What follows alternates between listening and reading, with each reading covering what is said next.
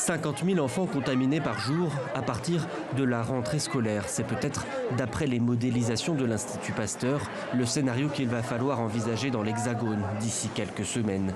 En cause, le variant Delta beaucoup plus contagieux, mais aussi l'absence de vaccination chez les moins de 12 ans, qui représentent pourtant 16% de la population. Alors les scientifiques s'interrogent, faut-il vacciner les enfants? En France, la réponse est non pour le moment. Ça n'est pas d'actualité, c'est vraiment les 12-17 ans qui sont concernés. Le segment 12-17 ans a vraiment été décidé il y a quelque temps à la lumière d'études scientifiques.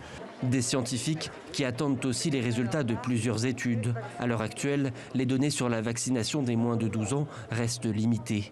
Les laboratoires Moderna et Pfizer ont indiqué que leurs essais cliniques étaient toujours en cours. Ils permettront de mesurer exactement la relation bénéfice-risque de la vaccination chez les enfants. Pour les moins de 12 ans, on aura la réponse plus tard. La FDA, l'autorité américaine, a décidé de prolonger les essais pour avoir le plus possible de données sur la tolérance et l'innocuité des vaccins chez les moins de 12 ans. La réponse, ce sera en novembre-décembre. Des résultats d'études d'ici la fin de l'année, ce qui n'a pas empêché Israël de franchir le pas. La vaccination y est déjà autorisée pour les moins de 12 ans, mais seulement pour ceux qui présentent des facteurs aggravants. L'État hébreu a aussi lancé une vaste campagne de détection chez les enfants de plus de 3 ans. L'objectif est d'analyser les niveaux d'anticorps déjà développés par cette catégorie de la population pour mieux adapter le dispositif scolaire à la rentrée.